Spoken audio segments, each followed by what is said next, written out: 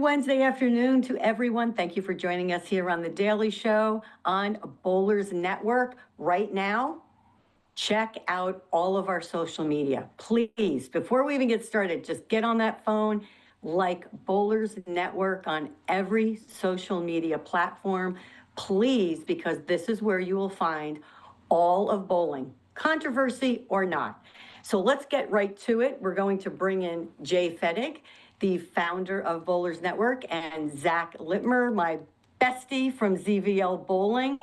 If you haven't checked out his stuff, you need to, because he's very informative. Even I'm learning things, Zak, and I always love to learn. We had a whole show scheduled, but we're coming in with breaking news. So the PBA announced that Lucky Strike Entertainment and the Professional Bowlers Association have appointed Peter Murray, CEO, and he is CEO of PBA and head of media for Lucky Strike Entertainment. Big undertaking. Haven't had a CEO, I believe, since Coley Weinberger, who has now left and went to the WNBA and is doing phenomenal things with the chief growth officer there. As you know, you see Caitlin Clark and all of her wonderful counterparts with women's basketball growing immensely. You see more and more commercials using WNBA players, which I think is phenomenal. Zak, tell us a little bit where Peter comes from and what do you think we can expect? Yeah, this is a really exciting move by the PBA. I have a nice list of his past experiences and accolades. So his last job was the CEO of the PFL. The PFL is the Professional Fighters League. This was seen as like a smaller version of UFC, basically. And he came in when it was struggling a little bit and was able to grow it immensely. So he was able to increase their global audience and their viewership by 30% year over year, which is an insane number for viewership. Signed major brand partnerships with Anheuser-Busch, Geico, DraftKings, and multiple others. And he was able to make them the #2 MMA league in the world behind UFC. Always hard to go against someone as big as something like UFC. Going behind that, though, before that, he was with Under Armour. He was the VP of Global Brand and Sports Marketing. He managed partnerships with NFL, NBA, MLB, MLS, EPL, and their Olympic properties. He was able to get them their first deal with their MLB uniforms. And I found out he actually was the one who signed Steph Curry and Clayton Kershaw, two of the biggest athletes in both NBA and MLB, respectively. And then before that, multiple years later, he was a senior VP of marketing and sales at the NFL. So he has a immense background, big resume. And he's already come out and had quotes saying how he's ready, very ready for the bowling world to try to help grow it. And I think this is an amazing move by the PBA, because this is someone who is focused on growth and has the background of growing some more niche sports like professional fighting, for example. So giving him the platform of bowling to be able to work with seems like a fantastic move. Now, rolling into that, and I'm going to throw it to you, Jay. I'd love to know your impression about that with all of that information. So, by the way, I actually, when it really first started to grow, UFC, with my trips to Vegas, I would sit at one of the bars, have a nice glass of wine, and I would play video poker. I admit that. That's who I am. Whatever. But I enjoyed UFC because I love the martial arts. It's changed quite a bit in the last 10 or 15 years, so I'm not as attracted to it anymore. But I still think what I do like is I like their marketing. And you mentioned that he was instrumental. One of the, I wrote this down. First of all, 30% growth. If bowling can get a 10 or a 5% growth, I think that's huge. That's number one. Number two, Geico. Geico used to be a sponsor with the PBA Tour not so long ago. The New York Kingpins had Geico on their jersey for quite some time. Jay, what do you see with the potential going forward, growth or no growth? Well, you know my thoughts, Carolyn, right? That's the whole point of what we started. I don't. That's why I'm asking you. No, what I meant by that is network and how we need to get outside money in the sport, right? We can't keep going to the same wells. And so that's what I meant by, my thoughts. So I think his, addition and his background of bringing corporate money in is a phenomenal move. I really think that, again, that's the whole point of what Bowlers Network is to bring outside money in. And to hear that as a shared thought or as part of their plan is something I can't get behind further.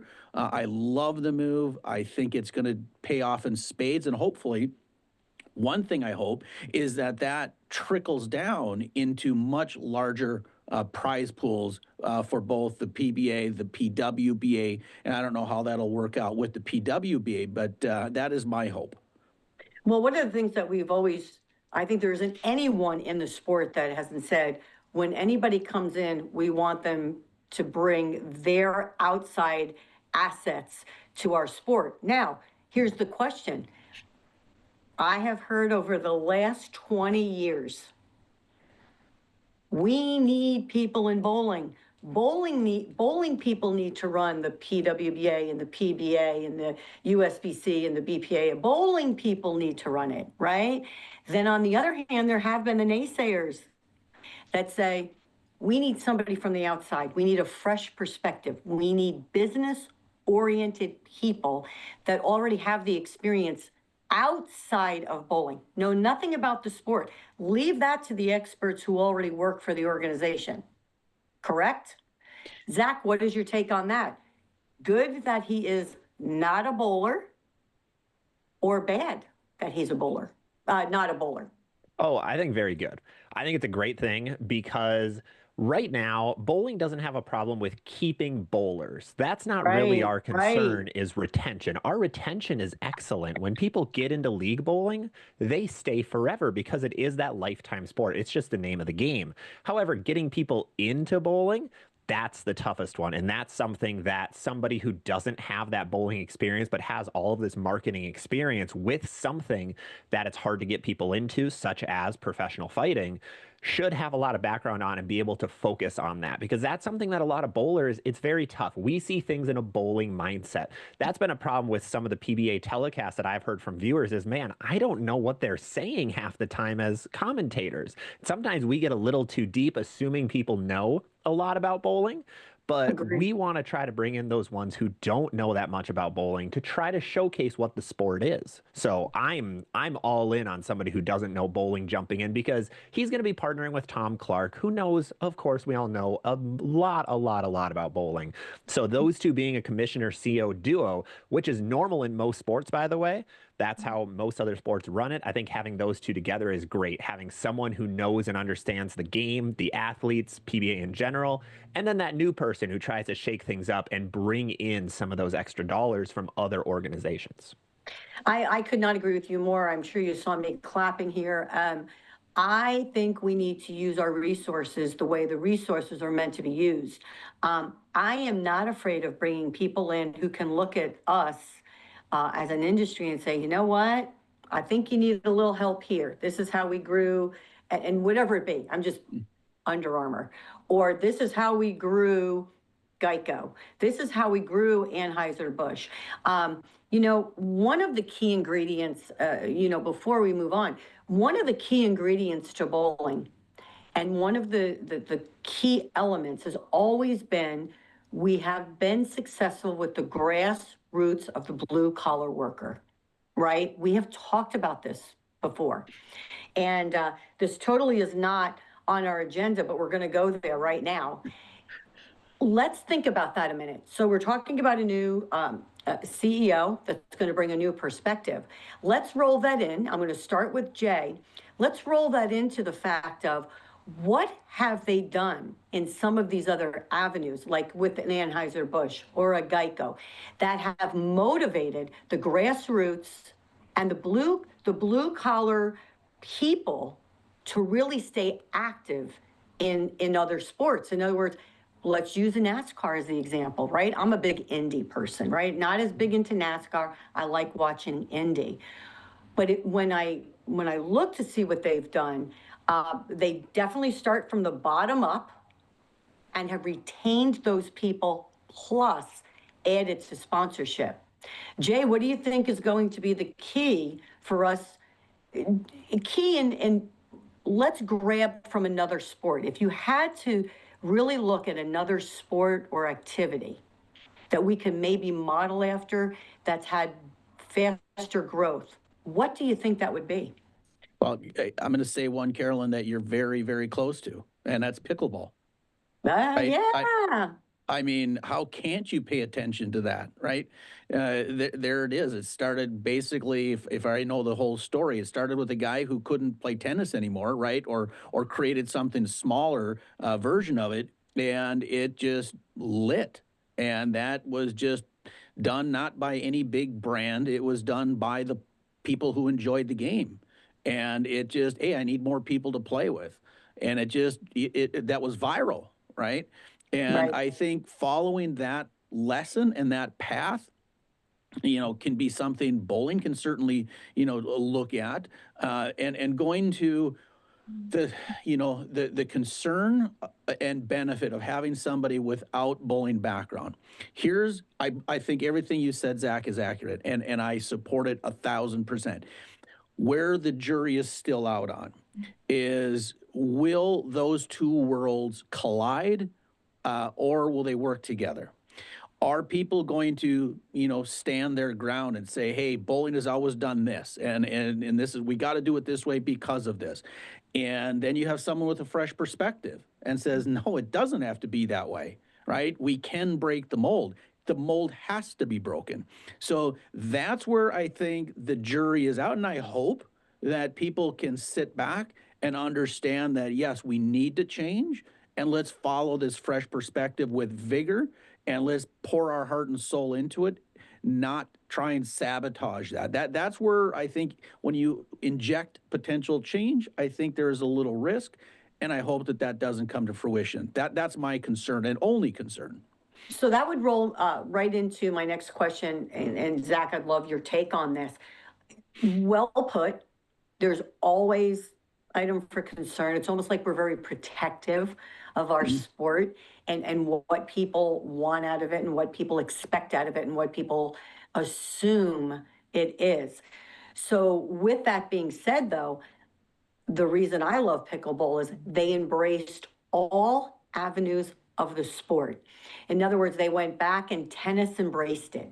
They took a hold of it and they said, we're going to make a Legends series. We're going to bring in Andre Agassi and all these stars to promote not only tennis, but pickleball as something you can do if you love tennis. Zach, what do you think we need to create to have that type of branding where we encompass everyone, which we do, but we see it still so segmented? What's your take on that? That's a really good point, bringing in all of the tennis connections to pickleball and the embracing that happened, because that's something that Peter Murray actually hit on. He had an interview with Sports Travel Magazine already about this, and he wants to promote much more involvement in the world of entertainment, which includes infusing celebrities into the sport. That's something we had about 10 to 15 years ago. I remember there was one specific year where Chris Paul's tournament happened. They brought in LeBron James. They brought in a lot of big names. But there's ways you can even go further than it.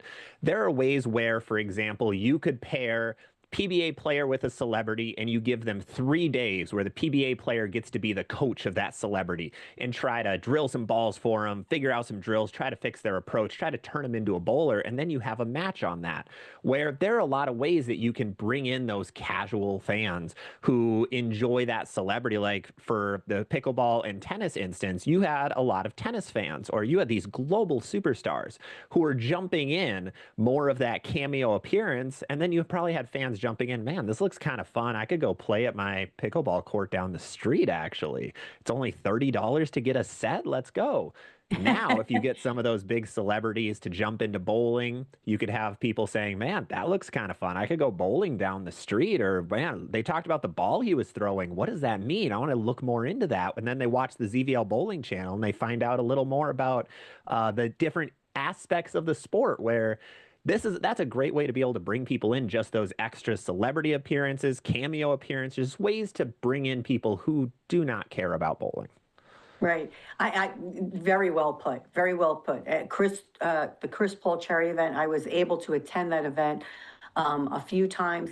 Excellent. Comes from a great background, great family. Gives back to not only his sport, but embraced bowling and gave back to bowling as well. So it's funny because if we really look at this, excuse me, if you really look at this, we do have a lot of celebrities that actually bowl. They bowl. Their families like to bowl. They like to bowl, and they're pretty darn good at it. But again, it goes back to this question, Jay. All of these people bowl. All of these celebrities love us. How do we keep them? How do we keep them for a longer period of time where it doesn't kind of die off and it's like, oh, that was great, we're going to resurrect it again? How do we hook them and keep them? So let's go back to pickleball. We keep bringing that up, and I think it's a perfect example. And I'm going to use one word that pickleball did really, really well, and I think we need to adopt in bowling. I'm going to say the one word is lifestyle. They created it as a lifestyle brand, not a sport, right? It's something that anybody can do. You don't have to be a superstar at it. So I think that if we focus on that word as a lifestyle, I think that it's a generational thing. It's with lifestyle, you have, both exercise, you have recreational, you have competitive, you have all types of it, right? Again, I think if we focus on the word lifestyle, that it is a brand, it is a sport, it is all those things like pickleball did so very well. I think that is something we can do on our side. We can do ourselves a favor by focusing on that. I think, boy, my wheels are turning right now, because one of the things I don't think we focus enough on is that we are a lifestyle. Bowling is good for a lot of things. First off, anyone can bowl. You can be 6, 16, 26, 66, 76, 8, whatever it be. Everyone can bowl. Doesn't matter how short you are, how tall you are, what your body build is. Everybody can throw a bowling ball. Everyone's not going to be a speed skater, one of my favorite. I love the Winter Olympics the best. I love speed skating. Not everyone's going to be a speed skater. Not everyone is going to be an ice skater, right? We're just not going to the Olympics to be an ice skater, right? Bowling, anyone can do. So again, what's one of the key elements? Let's do 2 key elements. We're going to have Zak give us one. We're going to have Jay give us the other. Zak, what's a key element for us to get the word out there that this is a lifestyle? You can do it at any level, because again, this could go back to, are we a sport? Are we fun? I love that Peter says he's going back to entertainment. We've had this discussion on our podcast. We are entertainment. It doesn't matter whether you want to admit to it or not. If you're going to be on TV, you are entertaining someone who is watching. I have always said that. Now, I don't hide my feelings. What you see is what you get. I own it. So on TV, I was very talkative, and sometimes I said things that I probably shouldn't have said, but again, here I sit, right? What do we have to do to get that word out, to tell everybody we are entertainment? Anybody can do this. We have availability through pro shops, bowling centers, other coaches, pros, you name it.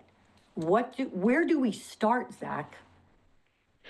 Yeah, in my opinion, there's 2 different ways to go at it, but I'll only hit one because Jay has to give his element. I don't want to steal anything from him. But I think the big one is on TV, is showcasing that entertainment side. You hit it perfectly. All sports are entertainment. There is no sport that is just sport. Entertainment is the name of the game. They are all entertainment businesses. Yes, they're still the most competitive and athletic people in the world doing it, but it is still entertainment.